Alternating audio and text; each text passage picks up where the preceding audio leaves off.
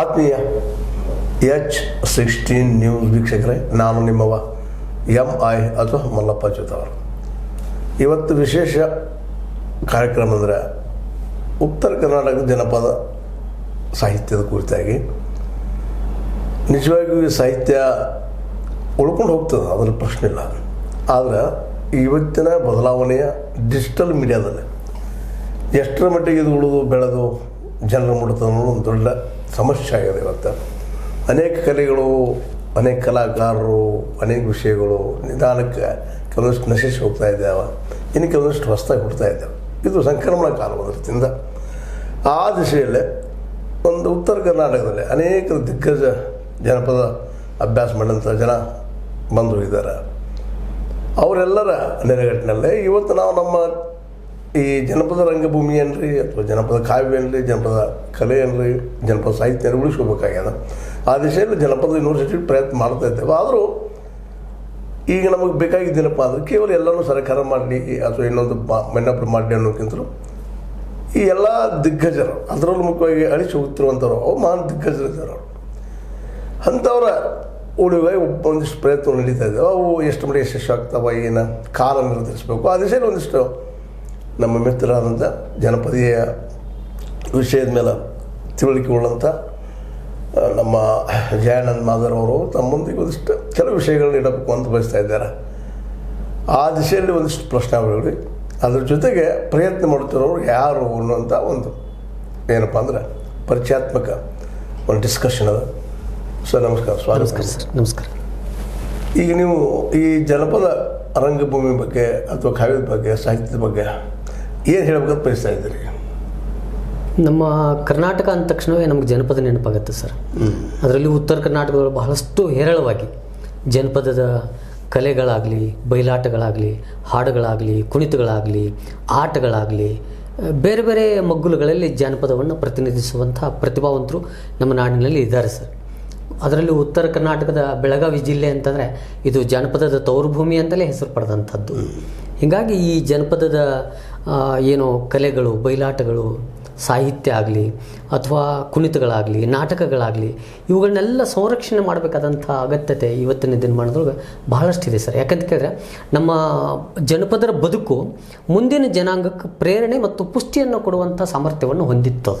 ಹೀಗಾಗಿ ಅದನ್ನು ಉಳಿಸ್ಕೊಳ್ಬೇಕು, ಸಂರಕ್ಷಣೆ ಮಾಡಬೇಕು ಅನ್ನುವಂಥ ಮಹತ್ವಾಕಾಂಕ್ಷೆ ಇವತ್ತಿನ ಓದುಗರಲ್ಲಿದೆ ಅಥವಾ ಜನರಲ್ಲಿದೆ. ಜನಪದ ಸಂವೇದನೆಗಳು ಯಾರೆಲ್ಲಿದ್ದಾವೋ ಅವ್ರದ್ದು ಮಹತ್ವಾಕಾಂಕ್ಷೆ ಆ ಜನಪದ ಹಿಂದಿನ ಪರಂಪರೆ ಉಳಿಬೇಕು ಅನ್ನುವಂಥದ್ದು. ಆ ದಿಶೆಯಲ್ಲಿ ನಿಮಗೆ ಅಂಥ ಕಂಡು ಬರುತ್ತಿರುವಂಥ ವ್ಯಕ್ತಿಗಳು ಯಾರು ಅಂತೇಳಿ? ನಾವು ಅಂದ್ಕೊಂಡಂಗೆ ನಮ್ಮ ಭಾಗದ ಪ್ರಸಿದ್ಧ ಜಾನಪದ ಕವಿ, ಸಾಹಿತಿ, ಸಂಶೋಧಕ ಅಂತಲೇ ನಾವು ಕರಿಬೇಕು. ಬೆಟಗೇರಿ ಕೃಷ್ಣ ಶರ್ಮ ಅವರು ಅಂತ, ಅವ್ರನ್ನ ನಾವು ಆನಂದ ಕಂದ್ರು ಅಂತ ಕರಿತಾ ಇದ್ವಿ. ಅದು ನಮ್ಮ ಜಿಲ್ಲೆಯವರು ಅಥವಾ ನಮ್ಮ ತಾಲೂಕಿನವರು ಅಂತ ಹೇಳ್ಕೊಳ್ಳೋಕ್ಕೆ ನಮಗೆ ಬಹಳ ಹೆಮ್ಮೆ ಅನ್ನಿಸ್ತದೆ. ಸೊ ಅಂಥವ್ರನ್ನ ಬದುಕಿಸ್ಕೊಳ್ಬೇಕು. ಅವರು ಆಕಾಂಕ್ಷೆ ಏನಿತ್ತು ಅಂತ ಕೇಳಿದ್ರೆ ಈ ನೆಲದ ಕಲಾವಿದರನ್ನು ಬದುಕಿಸ್ಬೇಕು, ಕಲೆಗಳನ್ನು ಬದುಕಿಸ್ಬೇಕಂತ ಅಂದಿನಿಂದ ಅವರು ಹೋರಾಟ ಮಾಡ್ಕೊಂಡು ಬಂದಿದ್ದರು. ಅವರ ತರುವಾಯದೊಳಗೆ ಚಂದ್ರಶೇಖರ್ ಅವರು ಸಹಿತ ನಮ್ಮ ಜೀವನವನ್ನು ಬಹುಕಾಲವನ್ನು ಬಡತನದಲ್ಲಿ ಕಳೆದು ಹೋಗಿದ್ರು, ಮಾಡಿದ್ರು. ಹೌದು. ಯಾಕಂದ್ರೆ ಯಾವುದೇ ಒಂದು ಉಳಿಬೇಕಾಗಿದ್ರೆ ಅದರಿಂದ ಆರ್ಥಿಕ ಬೆನಿಫಿಟ್ ಆದಾಗ ಒಂದು ಸ್ವಲ್ಪ ಇನ್ನೂ ಅನುಕೂಲಗಳು ಹೆಚ್ಚಾಗ್ತಾ ಇರ್ತಾವೆ. ಹೌದು. ಅದಿಲ್ಲ ಅಂದಾಗ ತೊಂದರೆಗಳು ಹೆಚ್ಚು ಬರುವಂಥ ಸಾಧ್ಯತೆಗಳಿದೆ. ಮತ್ತು ನಮ್ಮ ಜನಪದೀಯ ಕಲೆ ಇವತ್ತು ಅಳಿಸಿ ಹೋಗೋದು ಕಾರಣ ಇದು ಒಂದು ಆರ್ಥಿಕ ಬಲ ಇಲ್ಲದೆ. ಹೌದು. ನಮ್ಮಲ್ಲಿ ಸಾಕಷ್ಟು ಕಲೆ ಇದೆ, ಅದರ ಉಳಿಸ್ಕೊಳ್ಳುವಂಥ ನಮ್ಮ ಜನನೂ ಇಲ್ಲ, ನಮ್ಮ ಸರ್ಕಾರಗಳು ಇಲ್ಲ. ಸರ್ಕಾರ ಇದೆ ಸರ್. ಸರ್ಕಾರ ಇಲ್ಲ. ಯಾಕೆ ಮಾತು ಹೇಳ್ತಾ ಇದ್ದೀನಪ್ಪ ಅಂದ್ರೆ ಸರ್ಕಾರ ಜನಕ್ಕೆ ನಮ್ಮ ಸಲುವಾಗಿ ನಮ್ಮ ಕಲೆ ಉಳಿಸೋದು ಸರ್ಕಾರದ ಡ್ಯೂಟಿ ನೋಡೋದ್ರದ್ದು ನಮಗೇನು ಉಪಕಾರ ಮಾಡುವಂಥದ್ದು ಏನಲ್ಲ. ಆದರೆ ನಾ ಏನು ಹೇಳ್ಬೇಕಾಗಿದ್ದೇನಪ್ಪ ಅಂದ್ರೆ ಯಾವುದನ್ನು ಬೆಳೆಸ್ಬೇಕಾಗಿತ್ತು, ಉಳಿಸ್ಬೇಕಾಗಿತ್ತು, ಅದಕ್ಕೆ ಹೆಚ್ಚಿಗೆ ಏನು ನೀವು ಆಸಕ್ತಿ ಅಥವಾ ಪ್ರೆಷರ್ ಮಾಡಿ ಅದು ಮಾಡಿಸ್ಬೇಕಾಗಿತ್ತ ಸರ್ಕಾರ. ಅದ್ರ ಬಗ್ಗೆ ಒಂದು ನಿರ್ಲಕ್ಷ್ಯ ಧೋರಣೆ ತೋರಿದ್ರಿಂದ ಇದು ಒಂದು ಸ್ವಲ್ಪ ಇತ್ತೀಚೆಗೆ ಸರ್ಕಾರದ ಅನುದಾನ ಕಡಿಮೆ ಆಗ್ತಾ ಇದೆ, ಕಲಾವಿದರಿಗೆ ಸಹಾಯಧನ ಕಡಿಮೆ ಆಗ್ತಾ ಇದೆ ಅಂತ ಏನಾಗಿದೆ ಅಂದರೆ ಇದಕ್ಕೆ ನಾವು ಸುಮ್ಮನೆ ಒಂದಿಷ್ಟು ಕೊಡಬೇಕಪ್ಪ ಅಂತ ಕೊಟ್ಟು ಬಿಡುವಂಥದ್ದು. ಯಾವ ಸಂಘ ಸಂಸ್ಥೆ ಇರ್ತಾವೆ, ಅವ್ರು ಏನು ವರ್ಕ್ ಮಾಡ್ತಾರೆ ಗೊತ್ತಿಲ್ಲ, ಅಂತಿಲ್ಲ, ಅಂಥವ್ರಿಗೆ ಡಿವೈಡ್ ಮಾಡಿ ಕೊಟ್ಟು ಬಿಡೋದು. ಅದು ಎದಕ್ಕೂ ಉಪಯೋಗ ಆಗೋದಿಲ್ಲ. ನಾವು ಕೊಟ್ಟಿವಿ ಅಂತ ಅವ್ರು ಅಂತಾರೆ, ಅದು ಕೊಡೋದು ಅಲ್ಪ ಪ್ರಮಾಣ. ಆದರೆ ನಾವು ಒಂದು ವಿಷಯದೊಳಗೆ ಹೆಮ್ಮೆ ಪಡಬೇಕು. ನಾನು ಮೊನ್ನೆ ಬೆಟಗೇರಿಯಲ್ಲಿ ಒಂದು ಕಾರ್ಯಕ್ರಮ ನಡೀತು ಸರ್. ನಮ್ಮ ಹಿರಿಯರು ಆತ್ಮೀಯರು ಈ ಭಾಗದ ಬಹುದೊಡ್ಡ ಬಯಲಾಟ ಕಲಾವಿದರು ಮತ್ತು ಸಾಹಿತಿಗಳಾಗಿರ್ತಕ್ಕಂಥ ಈಶ್ವರಚಂದ್ರ ಬೆಟಗೇರಿಯವರು ಶ್ರೀಕೃಷ್ಣ ಪಾರಿಜಾತ ನಾಟಕ ಮಾಡ್ತಾರೆ, ಆಮೇಲೆ ಸತ್ಯವಾನ್ ಸಾವಿತ್ರಿ ನಾಟಕ ಆಡ್ತಾರೆ, ನಿಜಗುಣ ಶಿವಯೋಗಿ ನಾಟಕ ಆಡ್ತಾರೆ, ಆಮೇಲೆ ಲವಕುಶ ನಾಟಕ ಆಡ್ತಾರೆ. ಬೇರೆ ಬೇರೆ ಎಲ್ಲ ಕಲಾ ಪ್ರಕಾರಗಳಲ್ಲಿಯೂ ಕೂಡ ಅವರು ಕೆಲಸವನ್ನು ಮಾಡಿರ್ತಕ್ಕಂಥವ್ರು. ಅವ್ರದ್ದೇ ಆದ ಒಂದು ಸಂಸ್ಥೆಯನ್ನು ಅವರು ರಿಜಿಸ್ಟ್ರೇಷನ್ ಮಾಡ್ಕೊಂಡಿದ್ದಾರೆ. ಅದು ಶ್ರೀ ಸರ್ವೇಶ್ವರ ಪ್ರಸಾದಿತ ಶಿವಕಾಳಿಕಾಂಬ ಸಾಂಸ್ಕೃತಿಕ ಕಲಾ ಸಂಸ್ಥೆ ಅನ್ನುವಂಥ ಒಂದು ರಿಜಿಸ್ಟ್ರೇಷನ್ ಮಾಡ್ಕೊಂಡಿದ್ದಾರೆ. ಅದರ ನಿಮಿತ್ತವಾಗಿ ಅವರು ಮೊನ್ನೆ ಒಣ ಮಹೋತ್ಸವ ಕಾರ್ಯಕ್ರಮ ಇಟ್ಟಿದ್ರು. ಆ ಕಾರ್ಯಕ್ರಮದ ಸಂದರ್ಭದೊಳಗೆ ನಾನು ಕೆಲವು ಆಸೆಯ ನುಡಿಗಳನ್ನು ಆಡಿದೆ.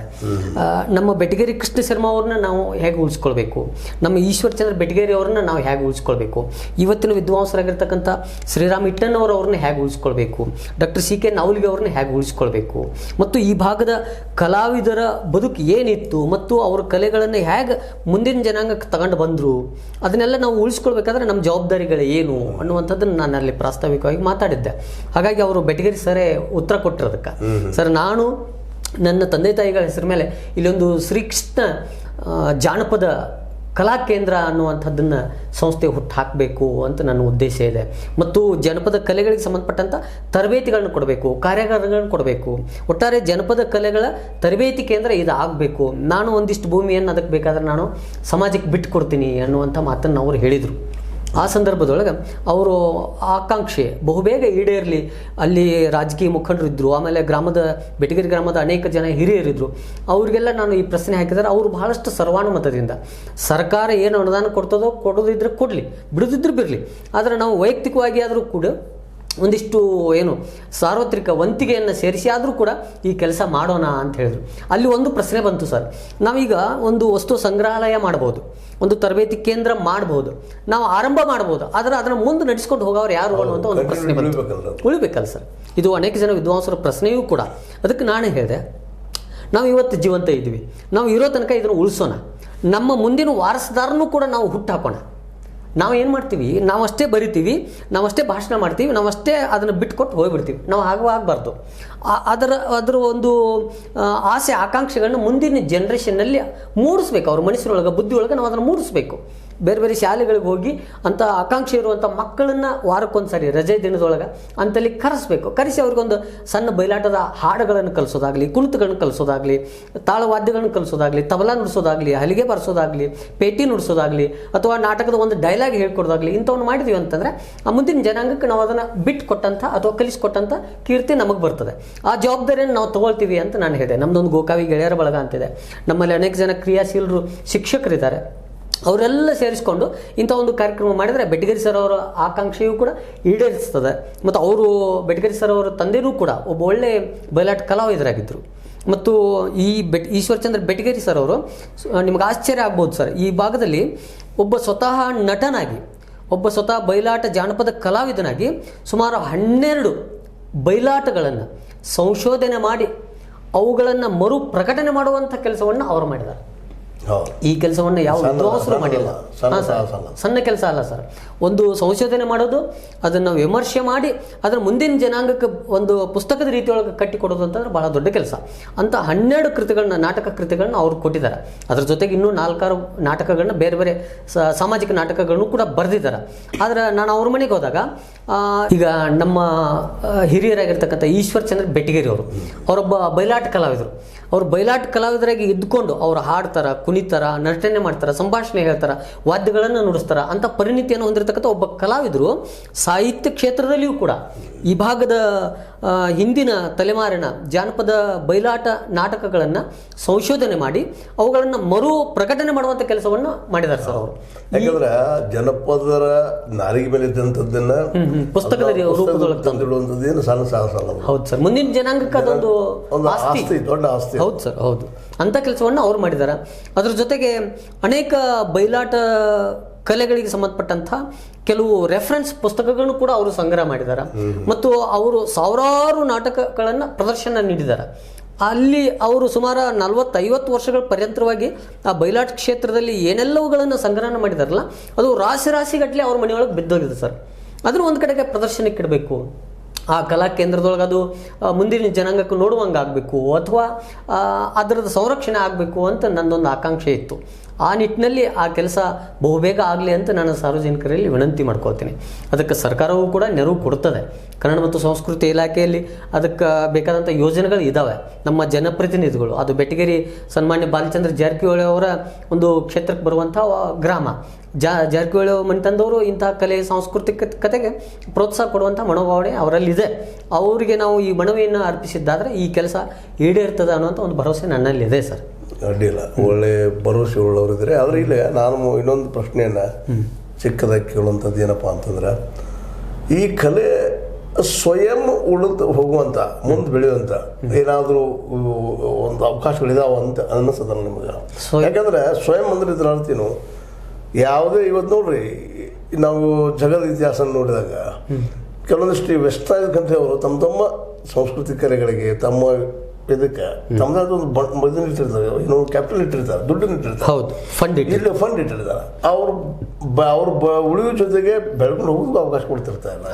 ಅಂತ ಅವಕಾಶ ಮತ್ತು ಜೊತೆಗೆ ಅದ್ರಲ್ಲಿ ಆಸಕ್ತಿ ಹುಟ್ಟಬೇಕಾಗಿತ್ತಂದ್ರೆ ಯಾರು ಇಲ್ಲ, ನಾವು ಇರಲಿ, ನೀವು ಇರಲಿ, ಯಾರು ಇಲ್ಲ ಅಂದ್ರೆ ಬದುಕ್ತೀವಿ ಅಂತೇಳಿ ಭರವಸೆ ಮೂಡಿದಾಗ ಅದ್ರಾಗ ಎಂಟ್ರಿ ಆಗೋ ಸಾಧ್ಯತೆ. ಸರ್, ಜನಪದಕ್ಕೆ ಅದರದ್ದೇ ಆದ ಸತ್ವ ಇದೆ ಮತ್ತು ಒಂದು ತತ್ವ ಇದೆ. ಜನಪದ ಬದುಕು ಹೇಗಿರಬೇಕು ಅಥವಾ ನಮ್ಮ ಭವಿಷ್ಯವನ್ನು ನಾವು ಹೇಗೆ ಕಟ್ಕೊಳ್ಬೇಕು ಅನ್ನುವಂಥ ಸಾಮರ್ಥ್ಯವನ್ನು ಅದು ತಿಳಿಸ್ತದೆ. ಅದನ್ನು ಈ ಜನಪದ ಕಲೆಗಳಿಗೆ ಸಂಬಂಧಪಟ್ಟಂಥ ಇವೆಲ್ಲವುಗಳನ್ನು ಈ ಆಧುನಿಕತೆಗೆ ನಾವು ಅದನ್ನೇ ಯೂಟ್ಯೂಬಿಗಾಗಲಿ ಅಥವಾ ಫೇಸ್ಬುಕ್ಕಿಗಾಗಲಿ ಇವತ್ತರನ್ನ ಅಪ್ಲೋಡ್ ಮಾಡಿದ್ದಾದರೆ ಇವತ್ತರನ್ನ ಫಾಲೋ ಮಾಡುವಂಥ ಇಂದಿನ ಜನ್ರೇಷನ್ ಮಕ್ಕಳಾಗಲಿ ಯುವಕರಾಗಲಿ ಯೂಟ್ಯೂಬ್ ಫಾಲೋ ಮಾಡ್ತಾರೆ, ಫೇಸ್ಬುಕ್ ಫಾಲೋ ಮಾಡ್ತಾರೆ, ವಾಟ್ಸಪ್ಗಳನ್ನ ಫಾಲೋ ಮಾಡ್ತಾರೆ. ಸೊ ಅಂಥದ್ರೊಳಗೆ ಇದನ್ನು ಅಪ್ಲೋಡ್ ಮಾಡಿದ್ವಿ ಅಂತಂದರೆ ಅದರ ಆಕರ್ಷಣೆ ತನ್ನಿಂತಾನ ಮುಂದಿನ ಜನ್ರೇಷನಿಗೆ ಬರ್ತದೆ ಸರ್. ಅದು ಅಂತ ದಾಖಲೀಕರಣದ ಕೆಲಸ ಆಗಬೇಕು. ಇತ್ತೀಚೆಗೆ ನೀವು ಮಾಡ್ತಾಯಿದ್ದೀರಿ, ಹೇ ಸೀತಾರಾಮ್ ಚಲನ್ ಮೂಲಕ ಆ ಕೆಲಸವನ್ನು ಮಾಡ್ತಾಯಿದ್ದೀರಿ. ನಾನು ಭಾಳ ಹೆಮ್ಮೆ ಪಡ್ತೇನೆ ಸರ್ ಈ ನಿಟ್ಟಿನಲ್ಲಿ. ಈಗ ಸರ್ಕಾರ ಇದ್ರ ಬಗ್ಗೆ ಆಸಕ್ತಿ ತಗೊಳ್ಳಿ, ಜನಸಾಮಾನ್ಯರು ಇದರಲ್ಲಿ ಆಸಕ್ತಿ ವಹಿಸ್ಲಿಕ್ಕೆ ನೀವೇನು ಪ್ರಯತ್ನ ಮಾಡ್ತಾಯಿದ್ದೀರಿ. ಅದರಲ್ಲೂ ಈ ಒಂದು ಸಂಸ್ಥೆಯನ್ನು ಕಟ್ಟಿ ಅದರ ಮೂಲಕ ಕಲಾಕಾರನ ಅಥವಾ ಇನ್ನುಳಿದ ಆ ವಿಷಯಕ್ಕೆ ಸಂಬಂಧಿಸಿದಂಥ ಇನ್ನೊಂದು ಅವ್ರ ಕನಸು ವೃದ್ಧಾಶ್ರಮ ಮಾಡಬೇಕು, ವೃದ್ಧಾಶ್ರಮ ಆಗಬೇಕು ಅಂತ. ಇವೆಲ್ಲ ಕನಸುಗಳು ವೃದ್ಧಾಶ್ರಮ ಇವತ್ತು ಅನಿವಾರ್ಯ ಆಗಿದೆ ಅಂತ ಅನಿಸ್ತದೆ. ಕೆಲವೊಮ್ಮೆ ಈ ನಾಗರಿಕತೆ ಹೆಚ್ಚಾದಂಗೆ ಅನಾಗರಿಕತೆಯೂ ಅದ್ರ ಜೋಡಿ ಬರ್ತಾ ಇದೆ ಅಂತ ಬರ್ತಾ ಇದೆ. ಹೌದು ಹೌದು. ಅದಕ್ಕೆ ಇಂಥದಕ್ಕೆಲ್ಲದಕ್ಕೂ ದೊಡ್ಡ ಪ್ರಮಾಣದ ಫಂಡ್ ಬೇಕಾಗ್ತದೆ ಯಾವುದಾದ್ರೂ. ಆ ದಿಶೆಯಲ್ಲಿ ಮತ್ತೆ ನೀವು ಚಿಂತನೆ ಮಾಡಿದ್ರಿ? ಸಾರ್ವಜನಿಕವಾಗಿಯೂ ಕೆಲವು ಜವಾಬ್ದಾರಿಗಳನ್ನ ನಾವು ಸಾರ್ವತ್ರಿಕವಾಗಿ ಕೊಡಬೇಕಾಗ್ತದೆ ಮತ್ತು ಸರ್ಕಾರವನ್ನು ಕೂಡ ನಾವು ಅವಲಂಬನೆ ಮಾಡಬೇಕಾಗ್ತದೆ. ಅದು ರಾಜ್ಯ ಸರ್ಕಾರ ಇರ್ಬೋದು, ಕೇಂದ್ರ ಸರ್ಕಾರ ಇರ್ಬೋದು.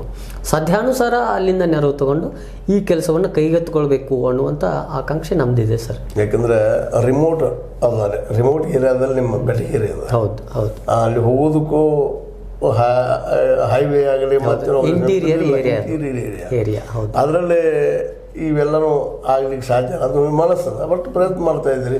ಯಾಕಂದ್ರೆ ಅಲ್ಲೇ ಬರಬೇಕಾಗಿದೆ. ಹೌದು, ಯಾಕಂದರೆ ಜನಪದ ಹಳ್ಳಿಯಲ್ಲಿ ಇರೋದ್ರಿಂದ ಹಳ್ಳಿಗಾಡಿನಲ್ಲಿಯೇ ಅದರ ಒಂದು ಸಂಗ್ರಹಾಲಯ ಆಗಲಿ ಅಥವಾ ತರಬೇತಿ ಕೇಂದ್ರ ಆಗಲಿ ಅಥವಾ ಆಶ್ರಯ ತಾಣ ಆಗಲಿ ಆಯಿತು ಅಂತಂದರೆ ಆ ಪ್ರದೇಶದ ಆ ನೆಲೆಗಟ್ಟದ ಈ ಎಲ್ಲ ಸಂಪನ್ಮೂಲವನ್ನು ನಾವು ಕ್ರೋಢೀಕರಿಸಿದಂಗೆ ಆಗ್ತದೆ. ಒಟ್ಟಾರೆಯಾಗಿ ಈ ನಿಮ್ಮ ಶ್ರೀ ಸರ್ವೇಶ್ವರ ಪ್ರಸಾದಿತ ಶಿವ ಕಾಳಿಕಾಂಬಾ ಸಂಸ್ಕೃತಿ ಸಂಸ್ಥೆ ಬೆಟಗೇರಿ, ಇದು ಅಲ್ಲಿ ಶ್ರೀಕೃಷ್ಣ ಜಾನಪದ ಕಲಿಕಾ ಕೇಂದ್ರ ಆಗಬೇಕು, ಅದರ ಜೊತೆಗೆ ವೃದ್ಧಾಶ್ರಮ ಆಗಬೇಕು. ಈ ದಿಶೆಯಲ್ಲಿ ಮತ್ತೆ ಯಾರಾದ್ರೂ ಈಗ ನೀವು ಕಾಂಟ್ಯಾಕ್ಟ್ ಮಾಡಿದಾರೆ ಒಂದು ಭೇಟಿಯಾಗಿ ಮಾಡ್ಲಿಕ್ಕೆ ಏನಾದರೂ? ಬೆಟಗೇರಿ ಗ್ರಾಮದ ಕೆಲವು ಮಾಜಿ ಜಡ್ ಪಿ ಸದಸ್ಯರು, TP ಸದಸ್ಯರು, ಆಮೇಲೆ ಗ್ರಾಮ ಪಂಚಾಯತಿ ಅಧ್ಯಕ್ಷರು, ಅಲ್ಲಿ ಕೆಲವು ಮುಖಂಡರೆಲ್ಲ ಇದ್ರ ಬಗ್ಗೆ ಆಸಕ್ತಿಯನ್ನು ತೋರಿದ್ದಾರೆ. ನಾವು ಅವ್ರನ್ನ ಹೋಗಿ ಇನ್ನು ಮುಂದೆ ಸಂಪರ್ಕ ಮಾಡಿ ಈ ಕೆಲಸಕ್ಕೆ ಚಾಲನೆ ಕೊಡಬೇಕು ಅನ್ನುವಂಥ ಒಂದು ಉದ್ದೇಶ ಹೊಂದಿದ್ದೀವಿ. ಯಾಕಂತ ಕೇಳಿದ್ರೆ ನಮ್ಮ ಈಶ್ವರಚಂದ್ರ ಬೆಟಗೇರಿ ಸರ್ ಅವರನ್ನು ಆ ಮೂಲಕ ನಾವು ಉಳಿಸ್ಕೊಳ್ಬೇಕು. ನಾವು ಕಿರಿಯರು, ನಾವು ಈಗ ಬೆಟಗೇರಿ ಕೃಷ್ಣ ಶರ್ಮ ಅವ್ರನ್ನ ನೋಡಬೇಕು ಅಂತಂದರೆ ನಮ್ಗೆ ಸಿಗಲ್ಲ ಅವರು. ಅದರ ತರುವಾಯದೊಳಗೆ ಇದ್ದಂಥ ಜನಪದ ಹಿರಿಯ ಸಾಹಿತಿಗಳು, ವಿದ್ವಾಂಸರು ಈಗ ಇದ್ದಾರೆ. ಈ ಪ್ರದೇಶದ ಬೇರೆ ಬೇರೆ ಕಡೆಗೆ ಇರ್ತಕ್ಕಂಥ ಜನಪದ ಸಂಪನ್ಮೂಲವನ್ನೆಲ್ಲವನ್ನು ಇಲ್ಲಿ ತಂದು ಅದನ್ನು ಸಂರಕ್ಷಣೆ ಮಾಡಬೇಕು ಅನ್ನುವಂಥ ಒಂದು ಮಹತ್ವಾಕಾಂಕ್ಷೆ ನಮ್ಮದಿದೆ. ಆ ಮೂಲಕ ಬೆಟಗೇರಿ ಈಶ್ವರಚಂದ್ರ ಬೆಟಗೇರಿ ಅವ್ರನ್ನ ನಾವು ಬದುಕಿಸ್ಕೊಳ್ಬೇಕು ಅಂತ ನಮ್ಮದೊಂದು ಒಳಗಿನ ಆಸೆ. ಅಡ್ಡಿಲ್ಲ, ಇಲ್ಲಿವರೆಗೆ ಬಂದರೆ ಈ ವಿಷಯದ ಬಗ್ಗೆ ನಿಮ್ಮ ವಿಚಾರಗಳನ್ನು ಹೇಳಿದಿರಿ. ಜೊತೆಗೆ ನಮ್ಮ ಈಶ್ವರಚಂದ್ರ ಬೆಟಗೇರಿ ಅವರು ನಮ್ಮ ಆನಂದ ಕಂದರ ಮುಂದುವರಿಕೆ ಹೌದು ಮುಂದುವರಿಕೆ ಅಂತೇಳಿ ನೀವು ಹೇಳ್ತಾ ಇದ್ದೀರ. ಅದು ನಿಜವಾಗಿ ಅದ ಅವರಲ್ಲಿ ಆಕರ್ಷದ. ಹೌದು ಸರ್. ಇನ್ನು ಇವ್ರಿಗೆ ಆರ್ಥಿಕ ಬೆಂಬಲ ಸರ್ಕಾರ ಮತ್ತು ಜನ ಕೊಡಬೇಕಷ್ಟ. ಹೌದು. ಯಾಕಂದ್ರೆ ಉಳಿಸೋ ಕೆಲಸ ಅವ್ರದ್ದು. ಅವರು ತಮ್ಮ ಜೀವನ ಪರ್ಯಂತ ನೀವು ಈಗ ಹೇಳಿದಂಗೆ ಸ್ವತಃ ಶ್ರೇಷ್ಠ ಪಾರಿಜಾತವನ್ನು ಹರಿದು ಕೊಡೋದಂಥವ್ರು. ಹೌದು. ಅದು ಅಪರೂಪದಲ್ಲಿ ಅಪರೂಪ, ತೀರಾ ಅಪರೂಪದ ಕಲಾವಿದ. ಅದ್ರ ಜೊತೆ ಒಬ್ಬ ಕವಿಯಾಗಿ, ಒಬ್ಬ ಲೇಖಕಾಗಿ, ಒಬ್ಬ ಸಮಾಜದ ಬಗ್ಗೆ ಒಂದು ಕಳಕಳಿ ವ್ಯಕ್ತಿ. ಹೌದು. ಅವ್ರು ಪ್ರಯತ್ನ ಮಾಡ್ತಾ ಇದ್ದಾರೆ. ಅವ್ರಿಗೆ ಯಶಸ್ಸಾಗಲಿ. ಜೊತೆಗೆ ಈ ಸಂಸ್ಥೆ ಬೆಳೀಲಿ ಮತ್ತು ಉಳಿಲಿ. ಬರೀ ಕಟ್ಟೋದಷ್ಟೇ ಅಲ್ಲ, ಉಳಿಸೋದು ಅಷ್ಟೇ ಮುಖ್ಯ ಇರ್ತದೆ. ಹೌದು. ಉಳಿತದ ಅದರಲ್ಲಿ ಶಕ್ತಿ ಸತ್ವ ಇತ್ತಂದ್ರೆ ಉಳಿತದೆ. ಯಾರು ಉಳಿಸೋ ಪ್ರಶ್ನೆ ಇಲ್ಲ. ಜನಪದಕ್ಕಂತೂ ತನ್ನದೇ ಆಗಿರ್ತಕ್ಕಂಥ ಶಕ್ತಿನೇ ಇದೆ ಐತೆ ಸರ್, ಉಳಿಸ್ತದ. ಆ ದಿಶೆಯಲ್ಲಿ ಅವರೆಲ್ಲ ಯಶಸ್ಸು ಸಿಗಲಿ ಅಂತ ಹೇಳ್ತಾ ತಾವು ಬಂದ್ರಿ. ಈ ಒಂದು ಶಿವ ಕಾಳಿಕಾಂಬಿಕಾ ಸಂಸ್ಕೃತ ಸಂಸ್ಥೆ ಬಗ್ಗೆ ಮತ್ತು ಶ್ರೀ ಕೃಷ್ಣ ಗುರುಕುಲ ಬಗ್ಗೆ ಸಾಕಷ್ಟು ಪರಿಚಯ ಮಾಡಿಸಿದ್ರಿ. ಅದೇ ರೀತಿ ಇದು ನಮ್ಮ ಮಲಗಿದ ಸಮಾಜಕ್ಕೆ ಎಬ್ಬಸಲಿ. ಒಂದು ಒಳ್ಳೆ ಸಂಪನ್ಮೂಲ. ಕುರುಡು ಸರ್ಕಾರಕ್ಕೆ ಒಂದಿಷ್ಟು ಚುಚ್ಚಲಿ ಅಂತ ಹೇಳ್ತಾ ನಿಮ್ಗೆ ಮತ್ತೆ ಅದೇ ಕಾಲಕ್ಕೆ ಪ್ರಯತ್ನ ಮಾಡುತ್ತಿರುವಂಥ ಶ್ರೀ ಈಶ್ವರಚಂದ್ರ ಬೆಟಗೇರಿ ಅವರಿಗೆ ಇಬ್ಬರಿಗೂ ಧನ್ಯವಾದ ಹೇಳ್ತಾ ನಮಸ್ಕಾರ. ಆತ್ಮೀಯರೇ, ಇಲ್ಲಿವರೆಗೆ ನೀವು ನೋಡಿದ್ರಿ ಒಬ್ಬ ವ್ಯಕ್ತಿ ಶಕ್ತಿ ಹಾಕ್ತಾನೆ, ಹೆಂಗೆ ಬೆಳಿತಾನೆ ಅಂತೇಳಿ. ಅವರಲ್ಲಿ ಜೀವನವನ್ನು ಅದರಲ್ಲಿ ಕಳೆದಿದ್ದಾರೆ. ಬಡತನ, ಶ್ರೀಮಂತಿಕೆ ಇವ್ಯಾವುದನ್ನು ಗಮನಿಸಿದ ಇವತ್ತು ನೆಮ್ಮದಿಯಿಂದ ಇರ್ಬೋದು ಅವರು, ಇಲ್ಲಂತಲ್ಲ. ಆರಂಭ ಮಾತ್ರ ಬಡತನದಲ್ಲಿ ಬಂದಿದ್ದೀನಿ, ಸುಳ್ಳಲ್ಲ. ಅಂಥದ್ರಲ್ಲಿ ಇದು ಸಾಹಸ ಮಾಡ್ತಾಯಿದ್ದಾರೆ. ಆ ಸಾಹಸಕ್ಕೆ ನೀವು ಜನಸಾಮಾನ್ಯರು ಕೈ ಜೋಡಿಸ್ಬೇಕು ಅಂತ ಹೇಳ್ತಾ ಇದೊಂದು ಪ್ರಾಮಾಣಿಕ ಪ್ರಯತ್ನ ಮಾಡ್ತಾ ಇದ್ದಾರೆ. ಈ ಪ್ರಯತ್ನಕ್ಕೆ ಯಶಸ್ಸಿಗಲಿ ಅಂತ ಮತ್ತೆ ಹೇಳ್ತಾ S60 ನ್ಯೂಸ್ ಸತೀಶ್ ಸೀತಾರಾಮ್ ಕೈಗೊಂಡು ಬಂದರಿಗಳು.